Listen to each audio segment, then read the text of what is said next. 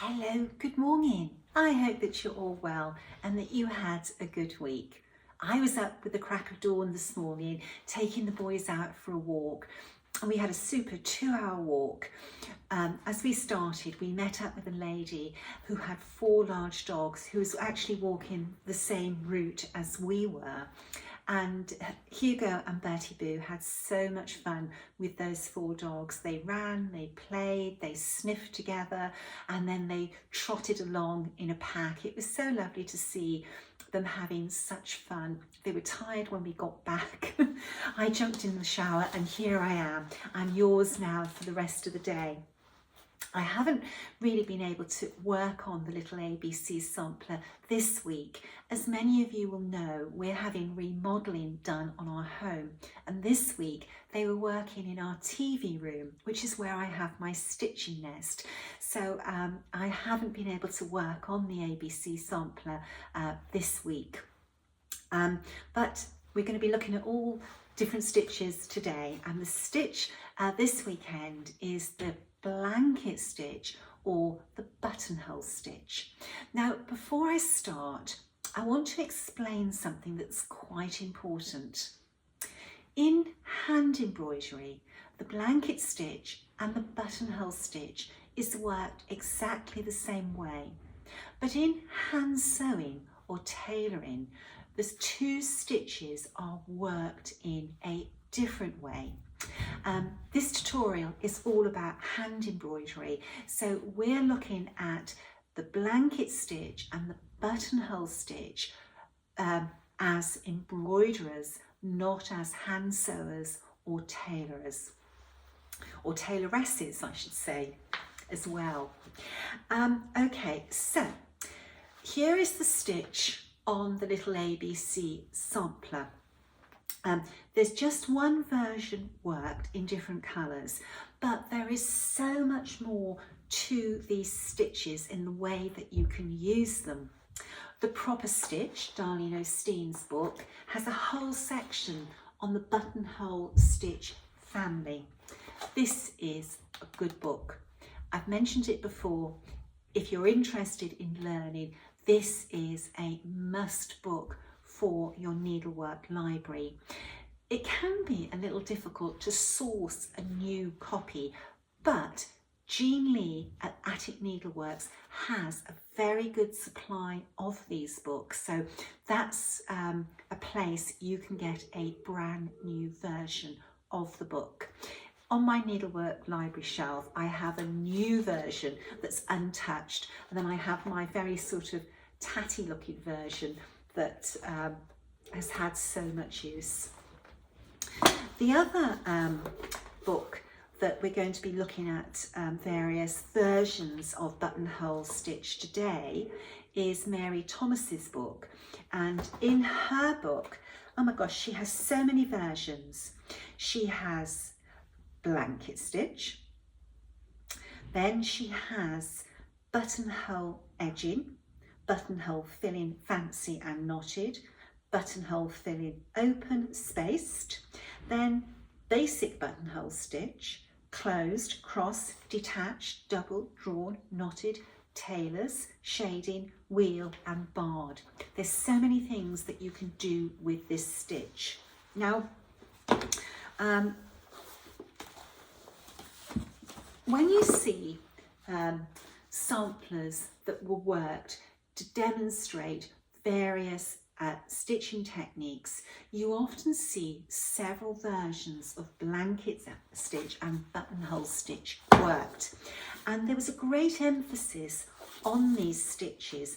Now, this little book goes back to this book was printed in 1855, and this was the first sampler that was stitched, and as you can see here, you have different ways of working blanket stitch and buttonhole stitch, and then you have buttonhole stitch worked as actual buttonholes to use on clothing, and there are 3 different versions.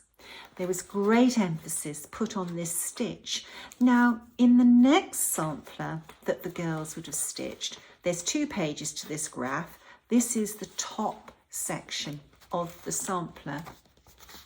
And you will see in here that we have all these different versions right the way across.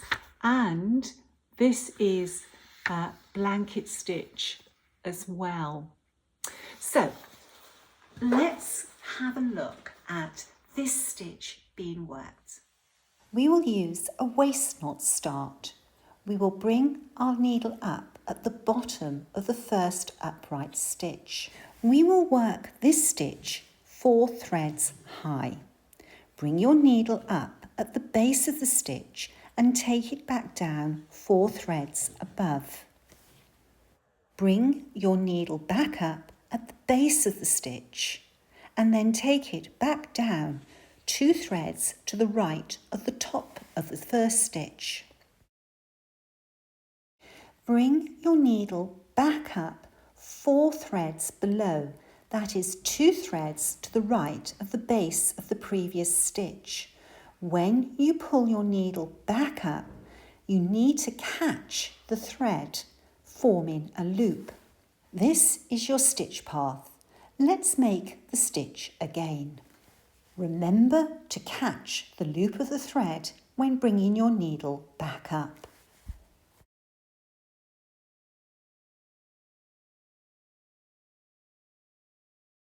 When you come to the end of the row, you need to secure the final loop worked. To secure the loop, take your needle back down the hole through which you just brought it up through. This stitch can be worked over any number of threads.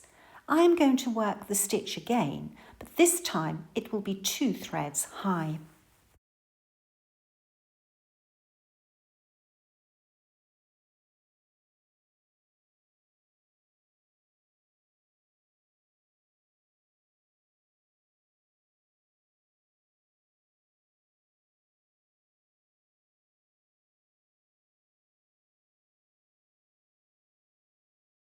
You can alternate the height of the threads.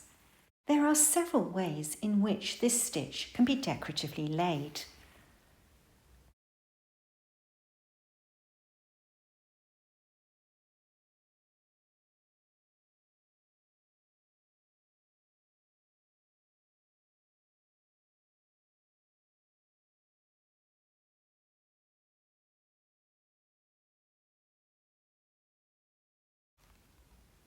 This time I'm going to work the stitch with no gaps in between.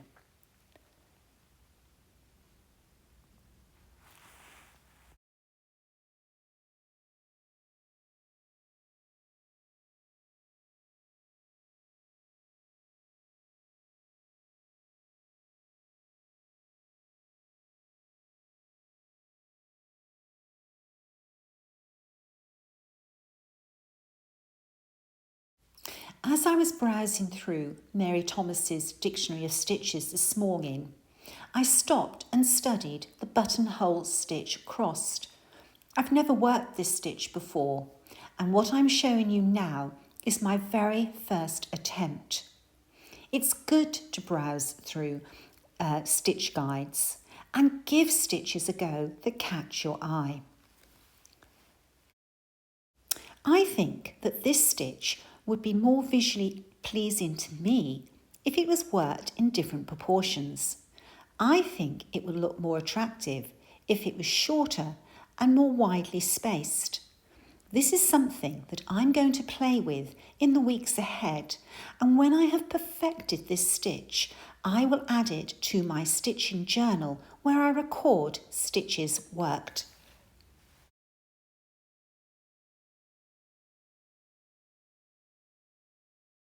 Another stitch I saw in Mary Thomas's Dictionary of Stitches this morning was the buttonhole stitch closed. I thought I'd have a go at working this stitch as well. Again, I've never worked this stitch before. There are always new stitches or variations of old stitches to explore. Needlework is the hobby that keeps on giving. The only limitations are self-imposed ones. Never be afraid to try. In working crossed buttonhole stitch and closed buttonhole stitch for the first time, I know that I have to put practice times in with both of these stitches to master them.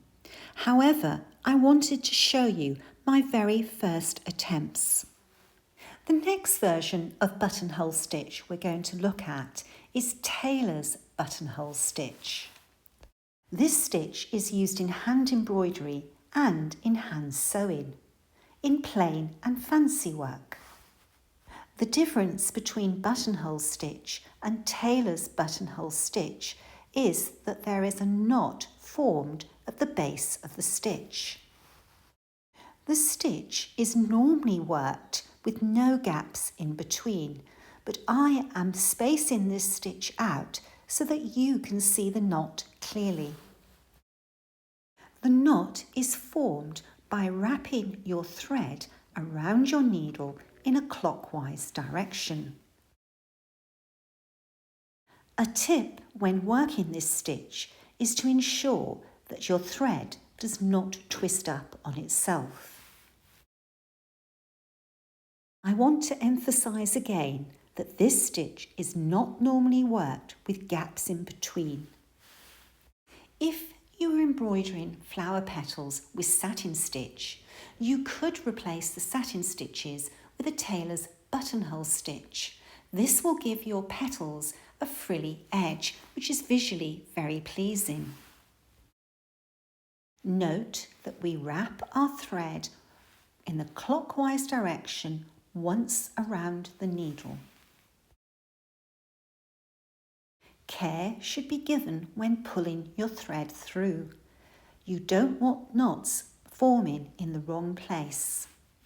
Take your time working this stitch. You need to allow your thread to relax as you pull it through the knot.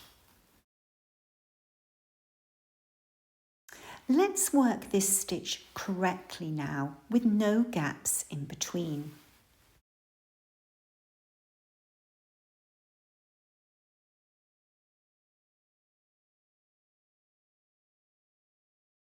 As you work the stitches, you will find it becomes harder to see the hole that you need to bring your needle back up through.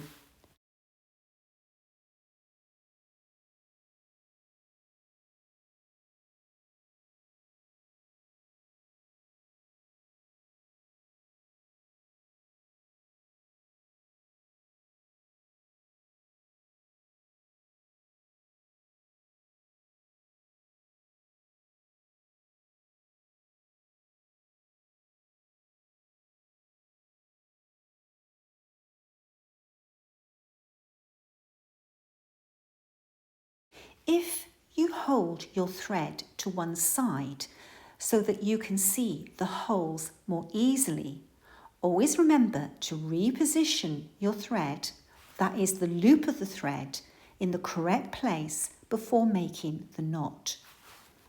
I apologise that my frame is at an angle. I needed this angle to be able to work this stitch. The position of the camera makes working some of the stitches very difficult for me.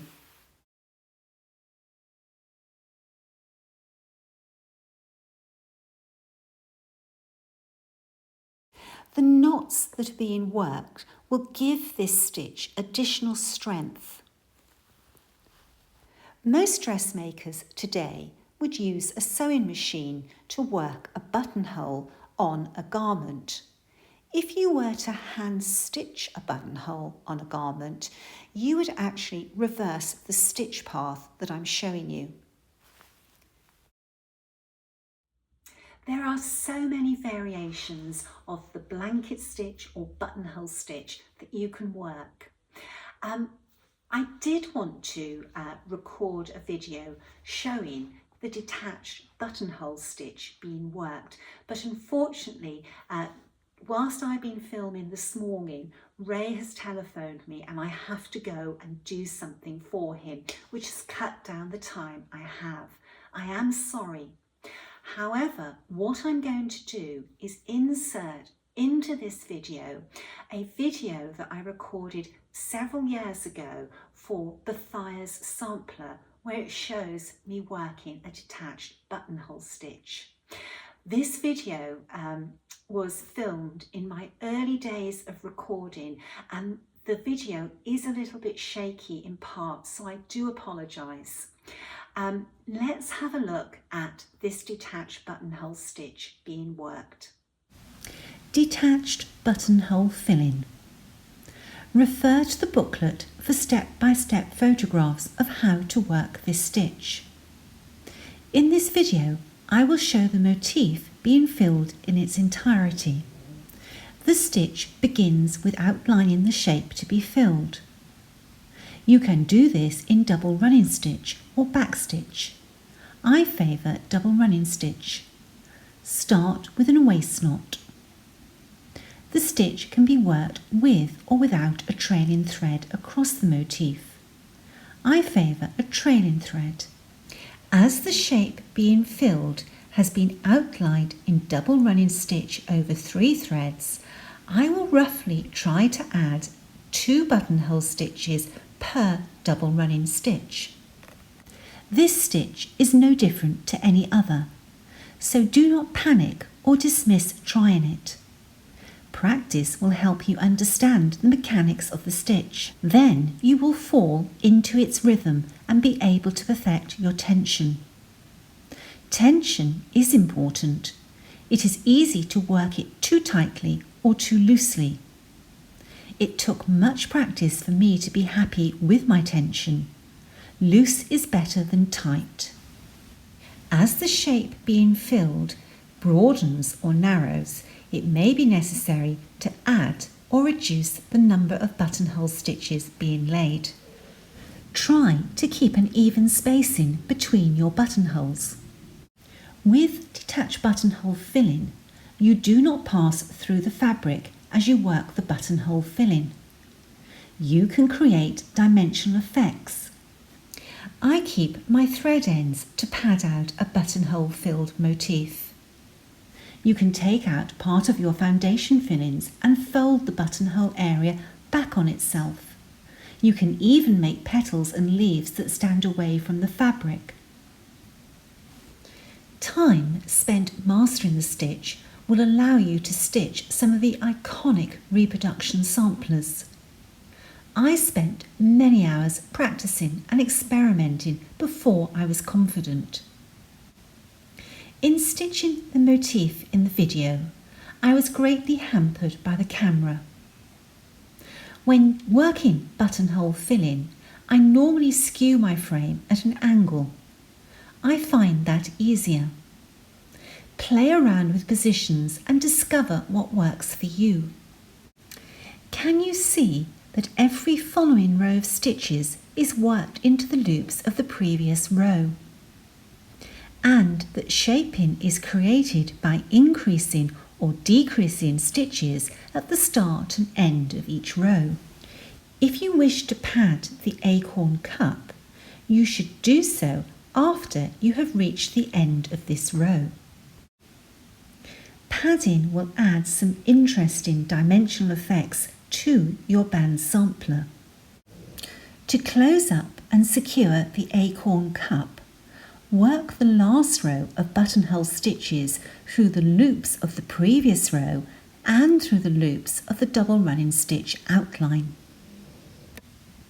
Detached buttonhole filling was a much favoured stitch in the Elizabethan and Jacobean eras. With practice, it can become a much favoured stitch of yours. To end your thread, bury it under the detached buttonhole stitch, but not through the fabric. Do the same with your away waist knot. The back of the motif should look like this. You cannot tell that any stitches have been laid in the acorn cup. You can stitch detached buttonhole filling, All you have to do is practice and believe in yourself. Here are some step-by-step photographs of a motif being worked in detached buttonhole filling. You can screenshot these photographs and use them for reference.